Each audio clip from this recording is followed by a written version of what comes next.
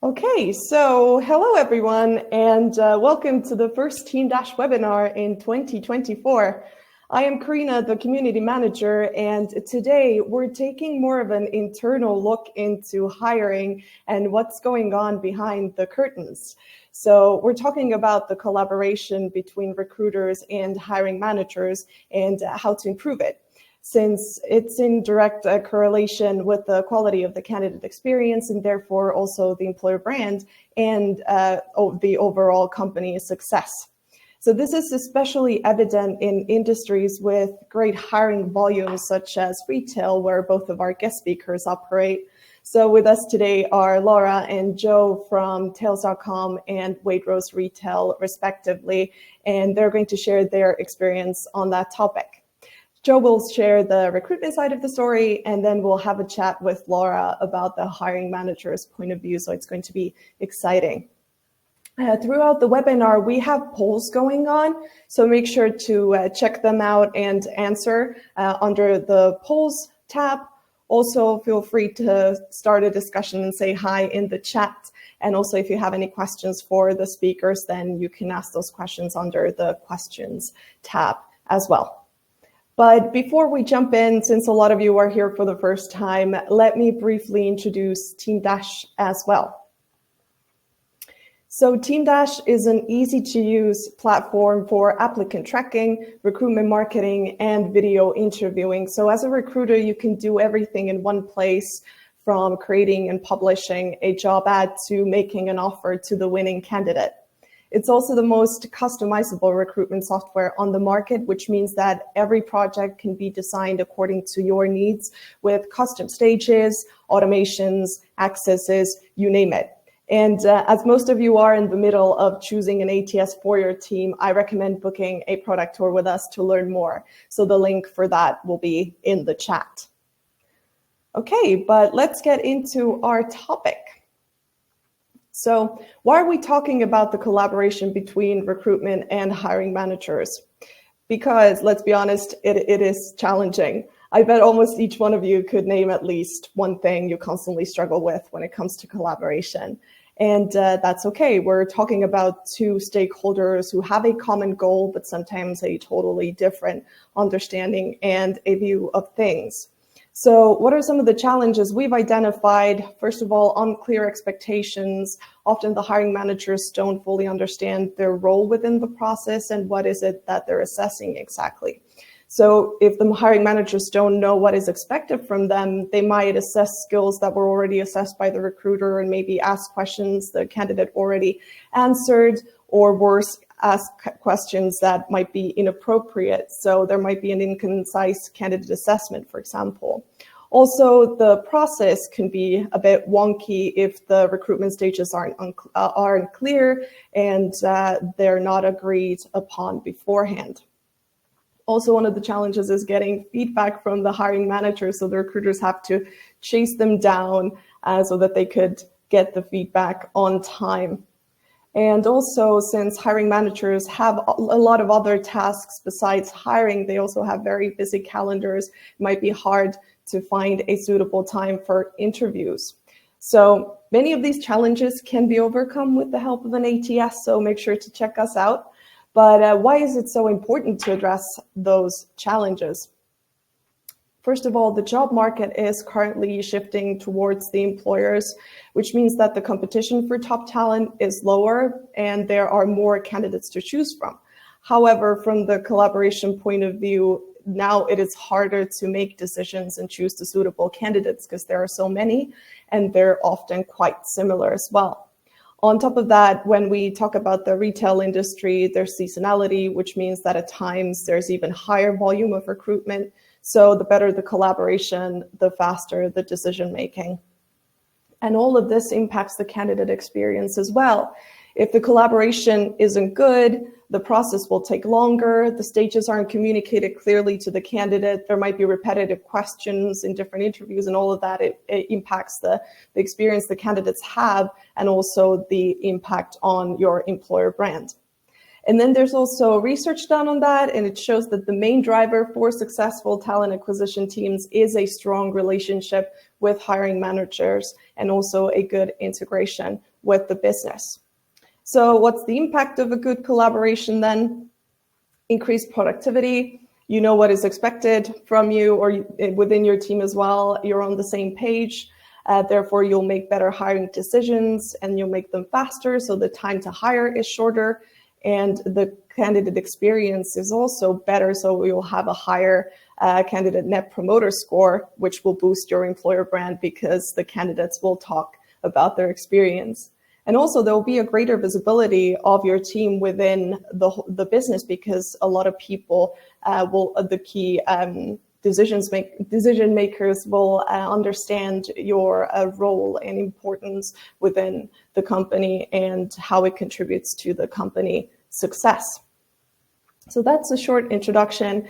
And to talk about how to make sure your collaboration with the hiring managers is smooth sailing, we first have Jo Speed with us today to share her experience and advice. So let me invite her to the stage.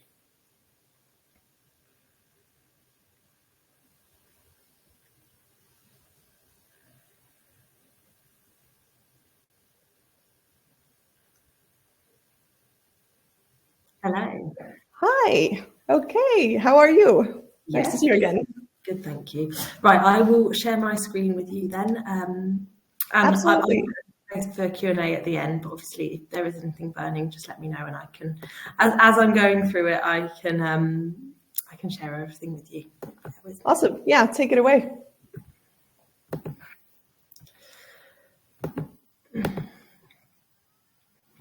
Okay, so I thought before we start, I would just give you a bit of an overview about who I am and who the John Lewis Partnership is, which Waitrose comes under.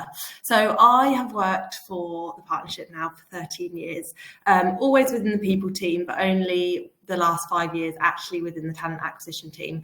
Within the talent acquisition team, I've managed both the head office team and the volume retail team.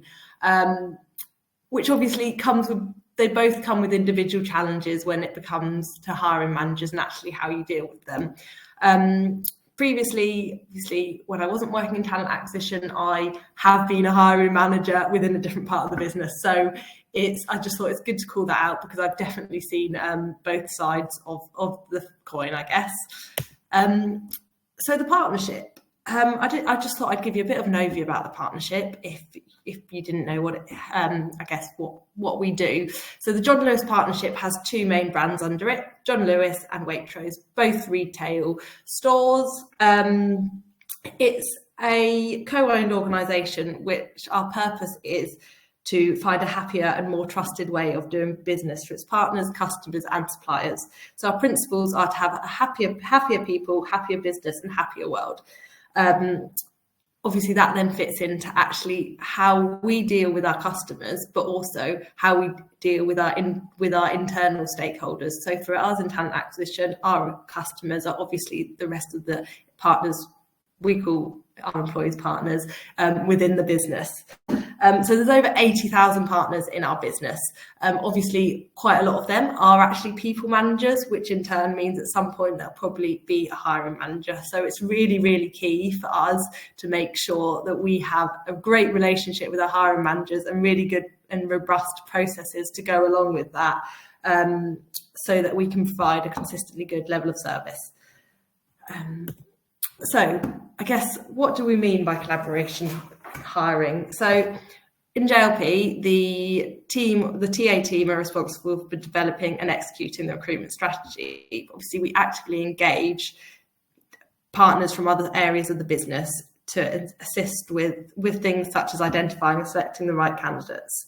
So these on the screen are the top 4 things that we do as a business to help with collaboration.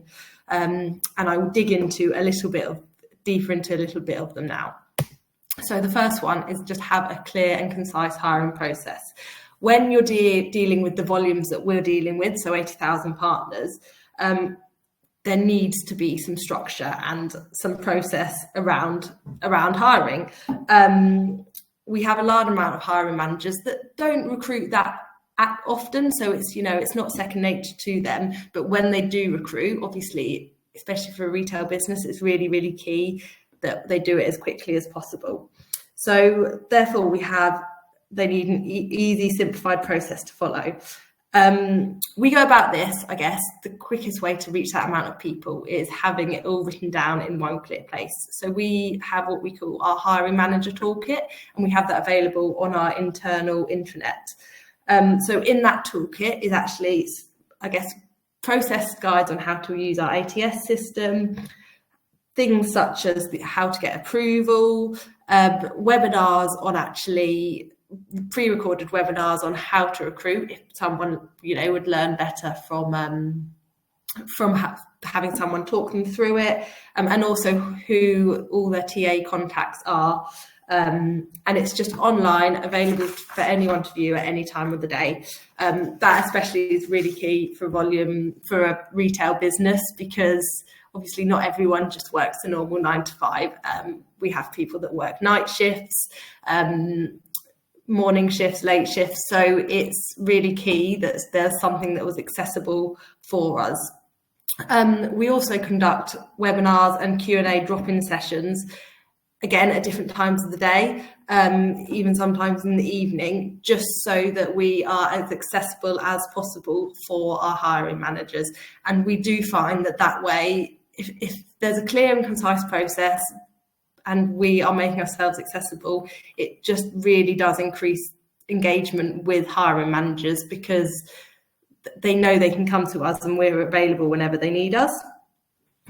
Like I mentioned a minute ago, there's a team of recruiters that look after each area of the business. So our TA team is split into the head office team and the retail volume team. And within those teams, our talent acquisition consultants look after a different area of the business each. So it might be the head office team. Some people look after the people team or the finance team. And within the retail teams, people look after different regions of the business. And we've just found that having someone that's responsible for a certain area of the business, one, it builds up trust with those hiring managers, because they're the ones that they're dealing with every single day. But it's just having those clear accountabilities and expectations actually just goes a long way to building trust. We also instill into our consultants that actually our job in TA is not just to say yes to what a hiring manager wants, as much as I'm sure every single hiring manager would love us just to ask us a question and us say, yes, we can absolutely do that. Our job is to signpost them to the tools and all the guidance that they have available so that they know for next time. So for example, if the hiring manager asked us something and it was in the hiring manager toolkit, we'd be like, absolutely, you can get that.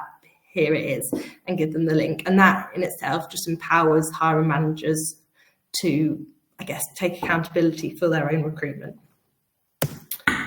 So the second thing we do is involve hiring managers in screening and sourcing. So as lots of companies do, obviously we use job boards such as LinkedIn, Total Jobs to source candidates and advertise our jobs. One of the things our talent acquisition consultants are really good at is empowering and advising their hiring managers to get on board with things like recording blogs or writing a really engaging LinkedIn post to actually attract candidates themselves for that role. We find if they do that, obviously then they're having candidates reaching out to them via these social media channels, and actually it makes them more engaged and more excited for the fact that they're having candidates apply for the role. So we spend quite a lot of time teaching our hiring managers how to do that and what an engaging blog or engaging post would look like. And obviously there's always they can just like and share that post as well. One thing at the moment that we're really trying to do, especially in the retail side, is actually empowering everyone in the business. Like I said, our aim is to empower partners, I guess, and, you know, provide a happier world. One of the things we're doing is really encouraging our retail team to go out, and if they see someone in a shop doing a really, really great job of customer service, or they think, oh wow, that person would be a really great fit for a job in Waitrose, we're empowering them to go out and just tell them, give them a card and say, hi, I think you should really apply for a job at Waitrose. I mean, I think that's really good from a candidate perspective, in the fact that they feel it doesn't happen often and they feel really motivated to apply. But it also means that we're spreading the word about Waitrose and what we do. So yeah, we try and actively empower our hiring managers to do that as well. In terms of screening, we obviously talent acquisition would put forward a list of recommendations when it comes to screening, but that's always a conversation about actually who the hiring manager would like to interview. And we empower them to go and look on the ATS system to see who's applied and work together to work it out. So next, we just look at the fact that there's no one size fits all. And I think this is really, really key. So obviously I spoke about having a clear and concise process, and standardized foundations are really important. But I think it's equally important to acknowledge that there's actually no one size fits all approach when it comes to hiring managers and how you work with them. It really does depend on what the hiring managers like and how they want to be worked with. So, you know, you can't just put them all into the box, say follow these sets of rules, that's what you're doing. It's especially key to call out the differences, I guess, between volume and head office roles and how we would deal with hiring managers in that situation. Obviously, the volume roles, we deal with a lot more.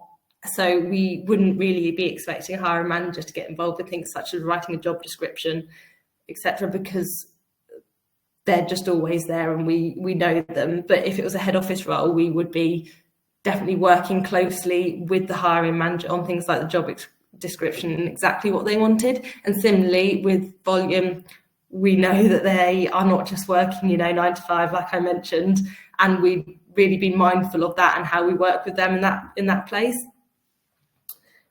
And then lastly, and I guess probably definitely most importantly, is just communication.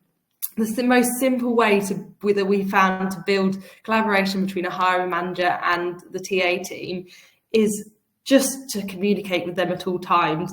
Obviously, talk about the things that are going really well in the recruitment journey and the things that maybe aren't going so well.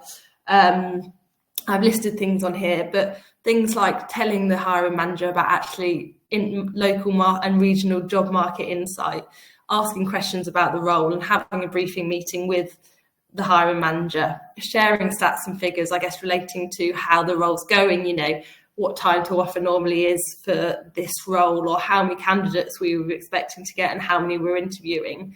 Keeping them updated on any hold-ups or hard to fill parts. And again, sell the candidates that we have sourced for them. And as simple as it sounds, picking up the phone instead of sending an email to them. I think having communicating with hiring managers is the best way to build relationships that will positively influence the recruitment outcome, keep time to hire down, and just drive a successful outcome, because it's clear that both sides of the coin are on the same page.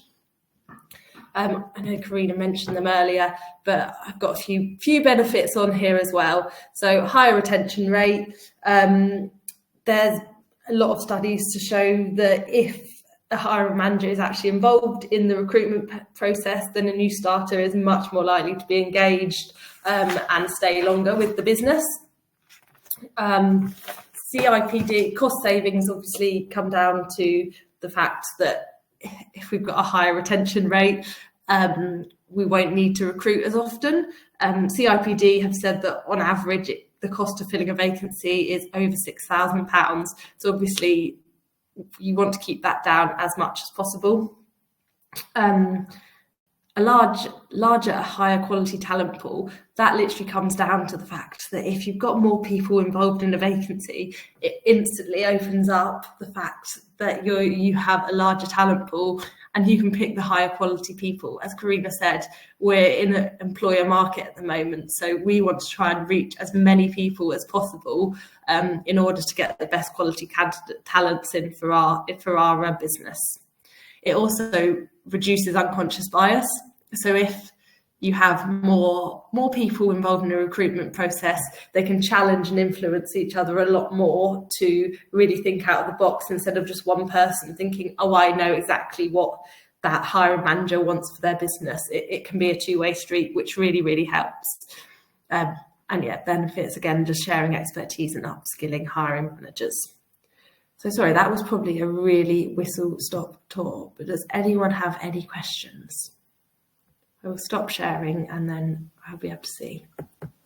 Thank you so much, Joe. This was very insightful and a lot of practical tips. So please ask Joe questions. You can do that in the questions tab. So I'll monitor that and ask those questions. But I also have a few as well that I came up with. So you said that you're involving the hiring managers a lot, and especially having a clear process, and then you have this hiring manager toolkits and those drop-in sessions, not those drop-in sessions. And are these something that you organize with your TA team, or you have a learning and development department to assist you, or how do you? Because it seems that you have a lot of partners and it might be difficult to manage. So how does that work out? So we manage it ourselves internally into TA. We normally do the Q&As and webinars when we have a big load of recruitment coming up. So for example, our, I guess what we call peak is coming up to Black Friday and Christmas, because obviously we need a lot of people in the shops in order to hopefully sell lots of goods and make lots of profit. So we would organise as part of that webinars to upskill hiring managers. The way we do it is via our consultants, because they always have such a good support network of our regional managers or branch managers or hiring managers within the store. That's how we get the message out.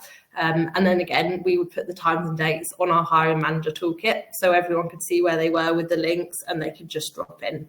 But we definitely get the message out via our consultants and their channels of communication. Great. So it's still all about collaboration. Great. Victoria has a question. So what do you see as the key differences between the challenges you find in head office versus high volume? And how do you approach them, I assume? Yeah.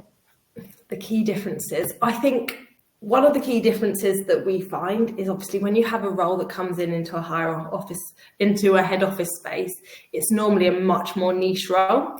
So it requires, for a hiring manager, it requires a lot more from them, because they would need to really explain and talk through the role to our team of consultants so that we can go and find the best quality candidates, I guess, for it. So from a hiring manager perspective, I would say one of the key differences is it takes a lot more time. Obviously, time to hire is much higher for the head office roles than it is for the retail volume roles. I think from our perspective, we have to think about it a bit differently. Like we say, we'd always have a briefing call with a hiring manager to find out about the role. We would make sure we're actively sourcing and talent pooling via different LinkedIn or different channels in order to get the best quality candidates.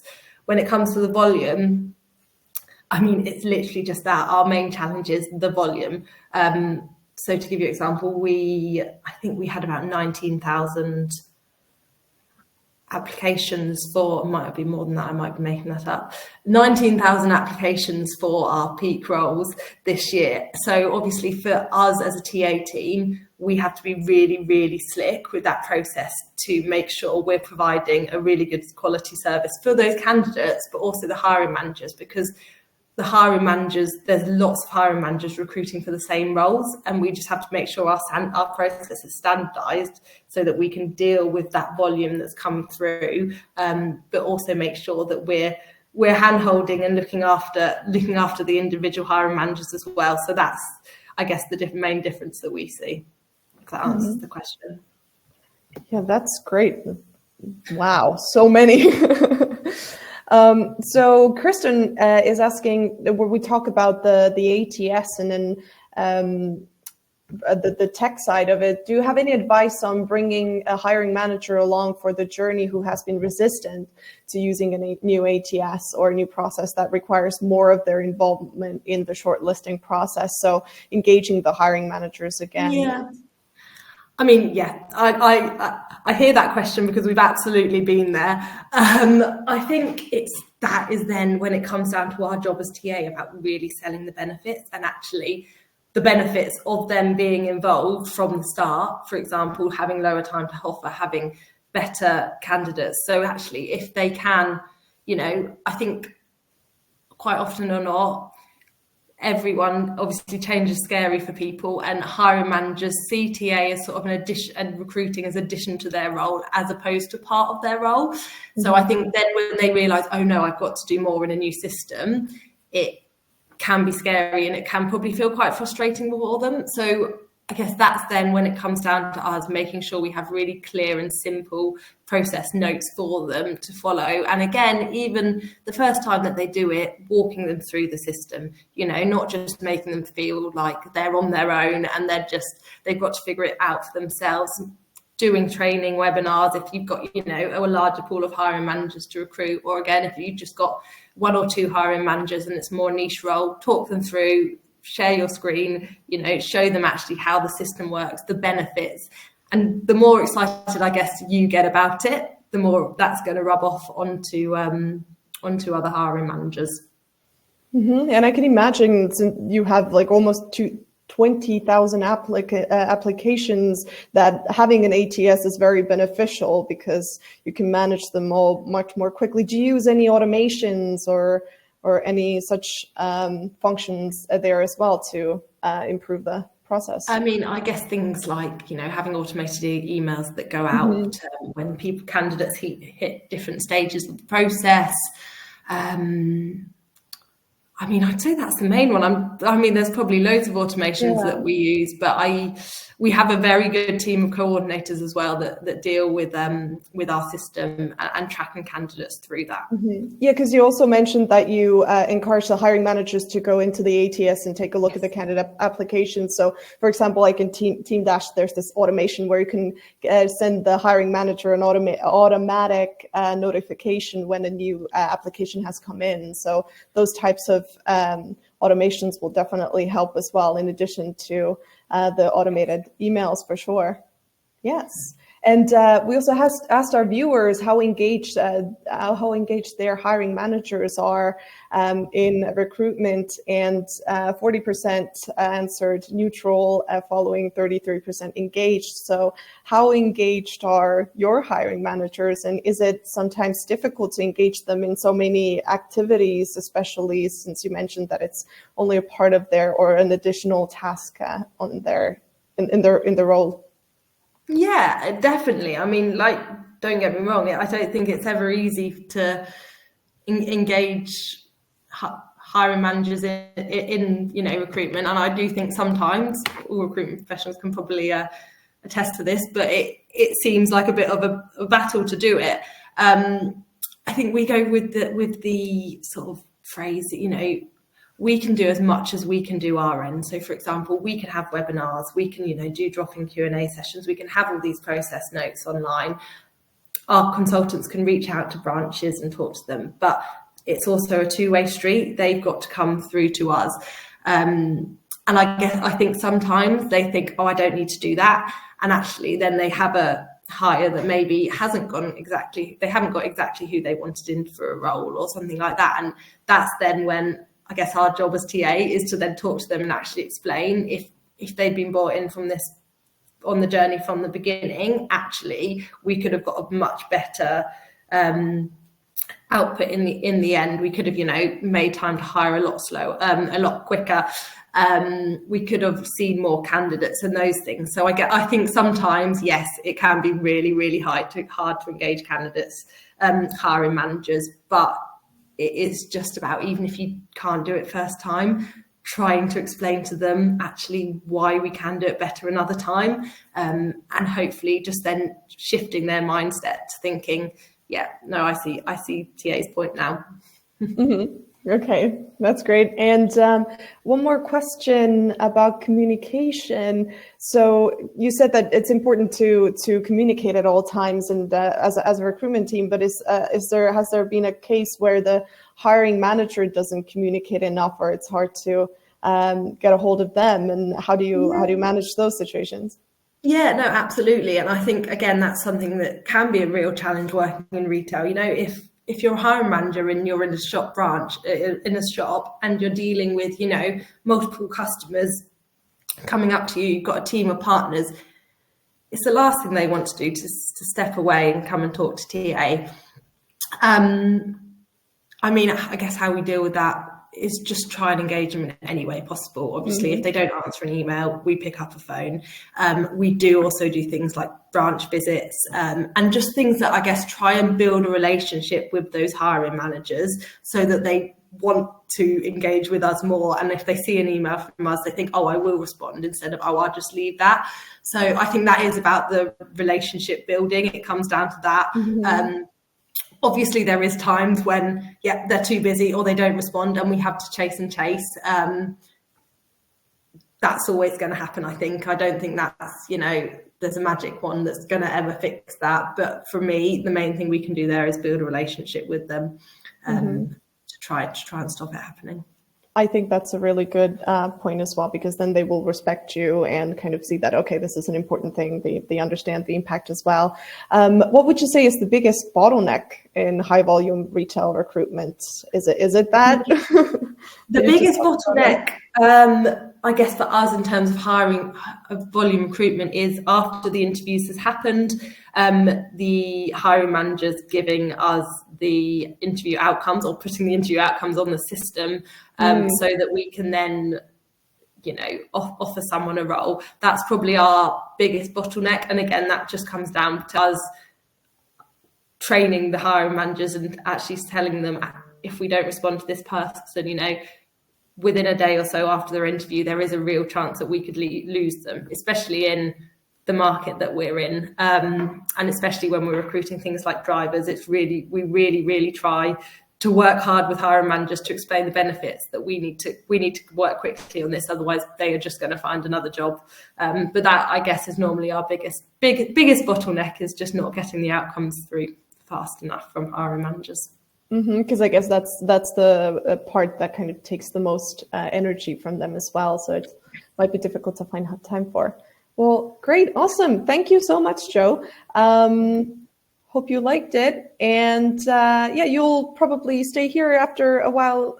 So if you have any questions for Jo, feel free to ask them in the chat. And thank you. Have a great rest of your day. And we'll move on to our next speaker, Laura. So she will share the hiring manager point of view.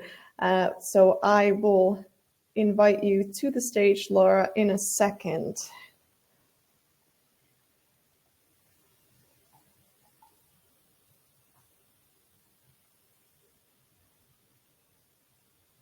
Can you hear me? Hi, yes. Great. Awesome. Before I forget, let me share my screen. Yes. It's always a daunting part, isn't it, when you're in a meeting? It's all right. Right, there we go. Hopefully you can see that. Hi, everyone. Really excited to be here. I thought I'd start by sharing a little bit about me first, just so you know who I am. I'm Laura. I grew up in France and I moved to the UK about 10 years ago to study management at Reading University. When I'm not working, I absolutely love cooking, going to the cinema, finding a new book to escape into, going for a country walk, as testified on that picture. And I've been with Tails.com for coming up to 6 years. I started as a customer experience specialist and I've worked my way up to customer experience ops manager during this time. Currently responsible for the customer service of our EU markets and Republic of Cats brand, which is a Tails.com sibling company. I manage 2 fantastic team leaders who support me in delivering really high quality service to our customers through their teams. Really love working in a fast-paced environment. It's where I get my energy from. It's, I think, where I do my best work. And I'm really, really passionate about developing talent within my team, driving continuous improvement within the team and also in the department. If I go on to the next one, before we get cracking into the Q&A with Carina, I thought I'd give you a bit of an intro as well about who Tails.com is and what we do. So Tails.com was founded in 2013 after realizing that there was a massive gap in the pet food market industry. Essentially, everything was a one-size-fit-all. Nothing could tick all the boxes in terms of what your dog needed, and they knew they had to be a better way of feeding pets and dogs specifically. So they hired a team of experts, of which vets, nutritionists, engineers, to develop a game-changing concept of tailored meals to cater for all of your dog's nutritional and physical needs, whilst obviously taking into account their preferences, because we know dogs can be very fussy sometimes. We operate via a subscription model. So essentially how it works, a customer will go onto our website, they'll answer some questions that we've put on there so that we can get to know their dog better and get to know if they've got any health conditions or flavor preferences or things like that. We then create a tailored recipe for their dog's unique needs and give them a tailored feeding plan as well, so they know exactly how much to feed. And then how it works is we send that out on a monthly basis, so you never have to worry about running out of food again or having to go to the supermarket and dragging home a bag of like 10 kilos of dry food. That's all delivered straight to your door. And it's been a really exciting time, I think, throughout my career at Tails. Skip to this year, we're now backed by Carina, one of the world's largest pet food company, and we're serving millions of meals a month to thousands of dogs across the UK and Europe. And our customers are really satisfied. We've got over 90% satisfaction rating, and we're rated excellent on Trustpilot. So as someone who works in customer experience, I am very, very proud of those results. We've been talking a bit about retail today as well, so I just thought I'd say we also recently launched our new brand, Inner Vitality, in retail stores. So that's something we're very excited about to see how that develops. But as you can imagine, we couldn't have done all of this if it wasn't for the amazing people we've got working for Tails. So along the years, we have done a lot of recruitment, and it's something that's been really key, I think, to the success of this company. So I hope that I can share a little bit more about what I've learned through that journey with you today. Absolutely. Thank you so much for the introduction. So as I understand, you have an online shop, and then also you work with different grocery stores, retail companies, right? So what are the roles that you mainly hire for, and what are the volumes like, so that we would get an idea compared to this Waitrose 19,000? Yeah, insane. Thank God we're not dealing with those volumes. I think it would break the website. In my role, we mostly hire a customer experience specialist, so call center agents, people who are there to answer customer queries. That's probably the most common role we recruit for. There's just more turnover in that level and in that area. I've hired for team leader roles before, but across the business, I think it's probably similar to what Joe was describing as head office roles. That's probably what we would recruit more so in, because it's all digitally based as a company. So even though we've got a range in store, the people who are working with that range, we don't actually have a physical shop. So we don't need to recruit people in that space. And sorry, in terms of volumes, nowhere close to that. I think per year, we'd probably recruit up to like 10 specialists. We try and keep like a really tenured team, because our product, as you can imagine, isn't that easy to understand. There's quite a lot of complexity to making sure that we're delivering the right product to the right dog, to the right customer, and all of that. So we spend a lot of time training and onboarding people. So I think that's why I'm so engaged with the recruitment process, because it's such a long process to have to do over and over again with. So it's really important to get it right. Yeah, so let's dive into the hiring manager point of view. So we'll have a informal conversation here. So if you have any questions for Laura throughout that, feel free to ask them as we continue. So as a hiring manager, what's your favorite part about being a hiring manager? What do you like the most? I think it's really obvious. So sorry to disappoint if my answer is quite basic, but I love bringing new talent into the team. I think it's, like I said, it's so important to get the right people into that space, into your culture, right? You're opening yourself up to someone new. It's good that it's important that they're the right fit. And I find that really interesting. I also love being able to like read people's career experiences and just life experiences. I think it opens you up to like, yeah, not everybody's got the same path in terms of entering that role. And I find that really interesting. That's cool. So in order to find those people, what do you think are the important things to keep in mind as a hiring manager? I think where you advertise. So depending on, I guess for us, we use the main ones. We go LinkedIn. A lot of it's organic as well, word of mouth.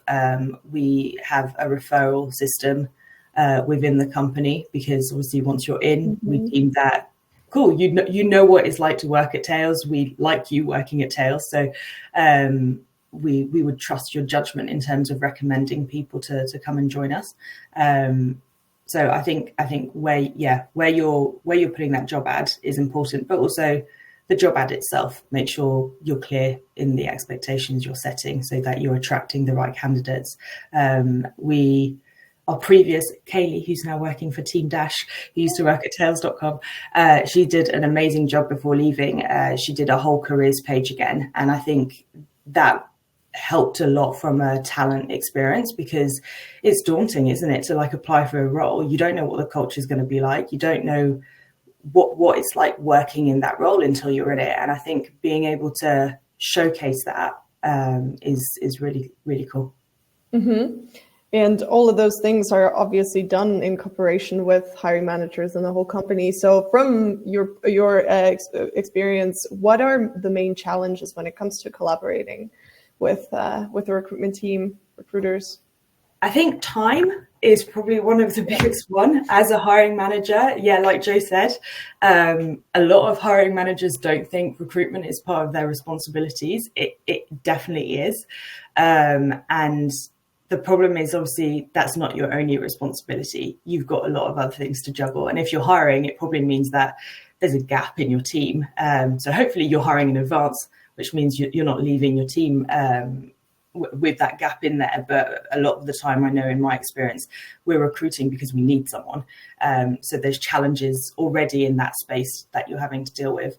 I think it's really important to just prioritize. Like if you're recruiting for a role and you've gone through the process of getting the role signed off and things like that, make sure you're spending the right amount of time on it to get it done as quickly as possible.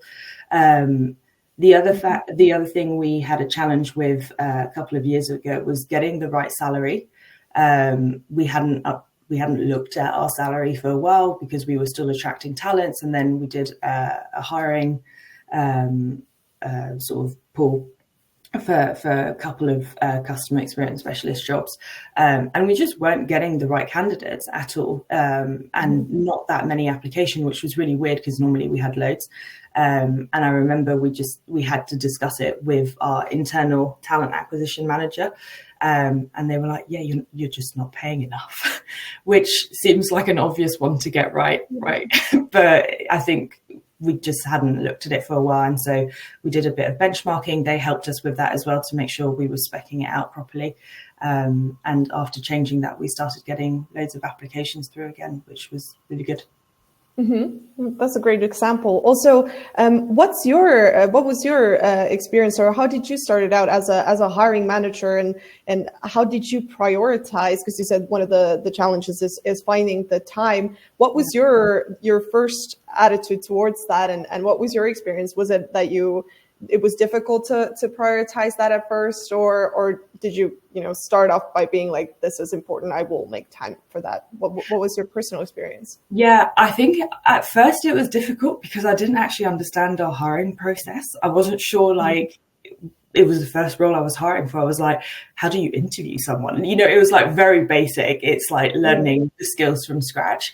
But I think I learned a lot from my colleagues who had done it previously and who were willing to like share their experience with me, or shadowing around before I was expecting to do the following one. So I had a better grasp on the process, making sure I was speaking to our talent acquisition manager in case I had any questions, and they were really supportive of that. Once I understood like how long a process can take and how complex it can be, that's when I was like, oh no, you need to make time in your calendar for this if you're going to do it properly. Otherwise, you're actually going to waste more time because it's just going to take so much longer. And just being honest with my manager, obviously I've got certain expectations I need to deliver in my role. Just saying like, I'm going to prioritize recruitment over this. Are you okay with that? And a lot of the time it's yes, because they understand why you're having to prioritize that. Mm-hmm. Yeah, and I understand that you learn a lot from the recruiters, but did you also learn from other hiring managers? Is it more of the collaboration with the TA team, or the other hiring managers were kind of involved as well, and you could learn from their experience? Or yeah, I think a mixture. I think it definitely helped having people who had done the recruitment process before when I had to do it. So at the time we were all based in the office, a bit more complicated now that we're remote. But we were all in the office, so I could shadow interviews. I could just be part of the process. We used to do group assessments when we were in the office as well. So it was a big day, like a lot of candidates were coming into the office and it was very fast paced. So being able to see that and just like follow along without the pressure of I'm going to have to say something or I'm going to have to ask a question was really helpful, I think. And I think that's in any role, right? When you just start off, it's really nice to be able to like lean on your colleagues and just, can you show me how to do it? I don't necessarily want to ask my manager for everything, or yeah. Mm-hmm. Yeah, that's good. So just see. So why do you think there exists a stereotype or a misconception of a hiring manager? Some of the challenges that we mentioned before kind of translate into that. Yeah, I think there is, honestly. Like, I know it might be weird because I am a hiring manager, but I do think there's a stereotype. But I sometimes think it's because a lot of hiring managers need to up their game in terms of that skill set. I think you just need to pay it the respect it deserves.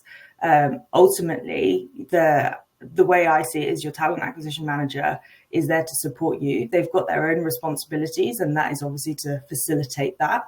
But you're the one who's got that person in your team once you hire them. You're the one who has to own the one-to-ones, like the challenges, the wins, all of that. So I do find it sometimes difficult when people don't, like, I don't understand it myself. I find that quite challenging. But as a hiring manager myself, I've had to develop my team leaders into hiring managers as well. And I think just being very clear from the get-go that this is a priority when we do this, and this is how you need to be. I think just being super clear with these, like, treat these candidates like if you were going through this process. Like, we've all landed a job because we've gone through a recruitment process, right? Sometimes worse than others. So even if it was really bad, remember that. How could you make that better as a hiring manager? You can take action and change something for better. If it was really good, how can you replicate that? And I think just remembering that when you do have to deprioritize it, for example, or when it's taking you a bit longer to get back to a candidate, I think it's always helped. Mm-hmm. Yeah, and something that helps to streamline that and make sure that the time to hire is shorter is definitely an ATS or some other tools that you use. So what are some of the tools that have helped you improve the collaboration and make it all go faster? Well, I think the obvious one is having an in-house talent acquisition manager. It means like they've come with all the experience, right? And I know for some people here that might not be the case, but you have all come with your own experience, even if you're working outside of that business. I think we should lean, as hiring managers, we should lead a lot more on their knowledge and their experience of what's best in practice and how can we bring that into the process as well, as opposed to relying on them to just move a candidate from one stage to another. Like anybody can do that. That's an admin task.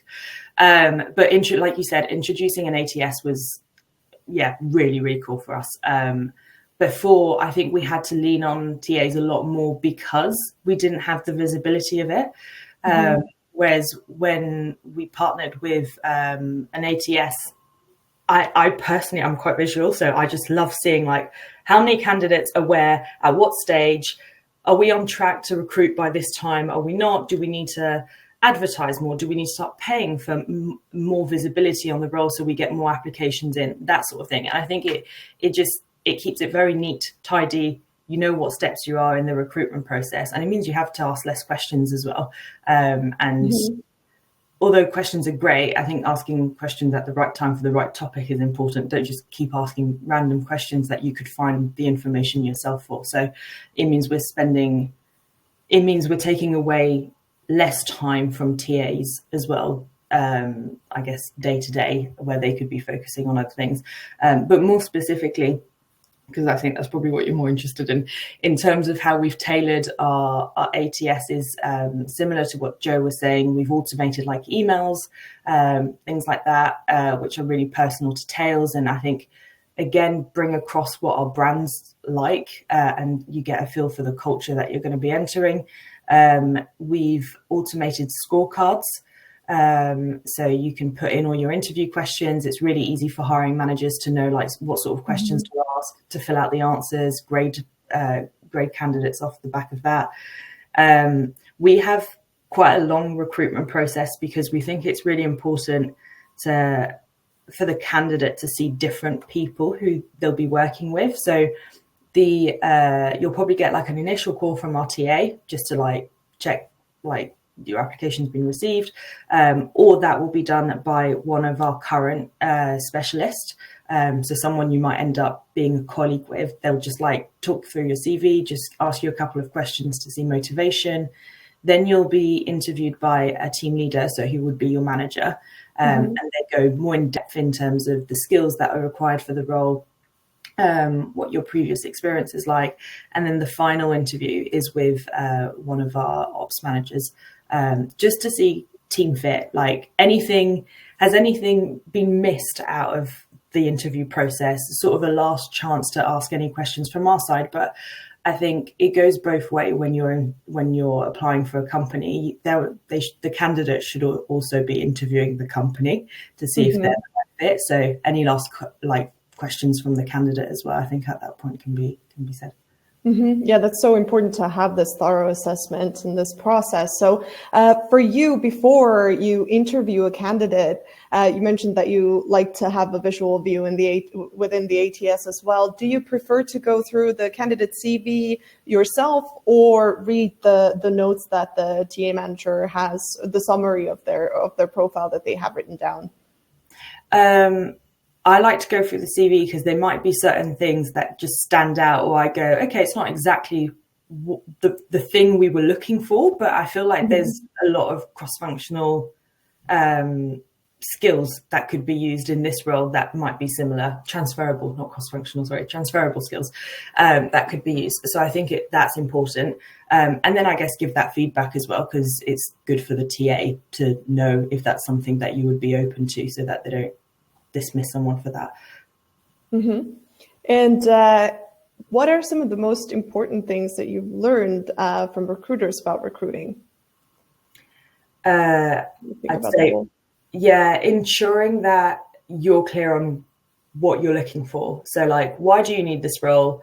What level of experience are you looking for? Have you got time to train them, or do they need to come with all of that experience? What are your non-negotiables, which I think more and more companies are putting in, like, these are the core responsibilities, or these are your requirements. I think that's really helpful from a candidate perspective as well, to have those, so you know if you're going to be successful by applying and not waste your time. Where's where's best to post for certain jobs, I guess, and where you can get the most candidates, and the big, like the salary question. I'm a big advocate for you show the salary, even if it's a range. You will be wasting your time if you don't show the salary, because some people might expect higher or lower. So I know that's not common in a lot of the industry still, but I'm a really big advocate for that to be more shown. Mm-hmm. That's great. So to finish up, do you have, what are the three key things maybe, or recommendations, what a successful hiring manager should have, or what are the three things you need to keep in mind in order to be a successful hiring manager? I'd say one is, like, before you put the role live, make sure you're happy with it. Make sure it's like super clear, and it covers everything you actually need from the role, so you don't have to redo it. Once the role is live, make sure you're prioritizing your time correctly. Make sure you're taking the time to go through the applications and moving people through the right stages. And the thing we haven't really touched on, but I guess that's massively important, is take the time to give constructive feedback as well. We've had people, especially when they've gone through like the first, second stage, giving people like really clear feedback on why didn't they succeed, or even when you hired them, like, this is what we loved about you. So then they know what to do when they're in that role. They know you already know that about them. I think is probably the most time consuming thing, and probably the most awkward thing to do as a hiring manager, because no one likes giving feedback. I think it's always a bit uncomfortable. You don't know how to deliver it. But taking the time to do it really, really helps. And I think it adds to how people perceive your brand as well. Mm-hmm, absolutely. So thank you. That was great. If you have any more questions for Laura, you can add them to the chat and she can reply. So thank you so much. And yeah, have a great rest of your day. Thank you. Bye. Okay, so we're reaching the end of our webinar. Just a second, I'll share my screen again.